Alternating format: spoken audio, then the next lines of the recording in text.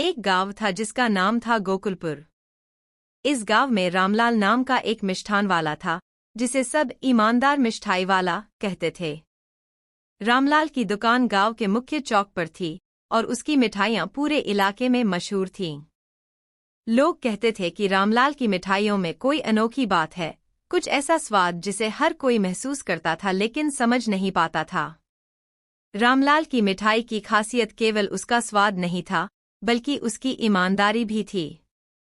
वह कभी भी मिठाइयों में मिलावट नहीं करता था।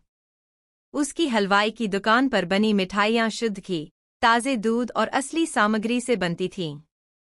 हालांकि इस वजह से उसके मिठाई के दाम थोड़ा ज्यादा होते थे, लेकिन गांव वाले जानते थे कि उसकी मिठाइयों में कोई झूठ या मिलावट नहीं होती।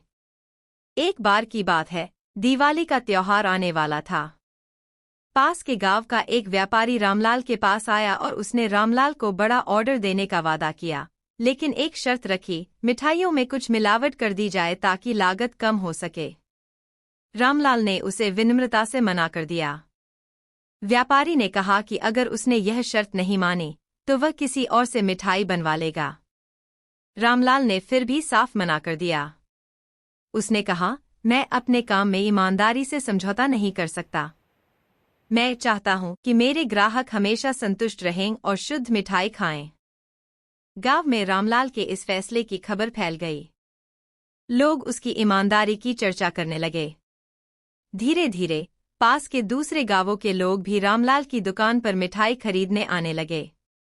दिवाली के दिन उसकी दुकान पर लोगों की भीड़ लग गई थी।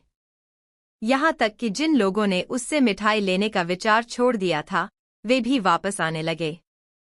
रामलाल के इस फैसले ने उसकी प्रतिष्ठा को और बढ़ा दिया। उसकी मिठाइयों का स्वाद और उसकी ईमानदारी की कहानियां दूर दूर तक फैल गईं। दोस्तों, सब्सक्राइब जरूर करना।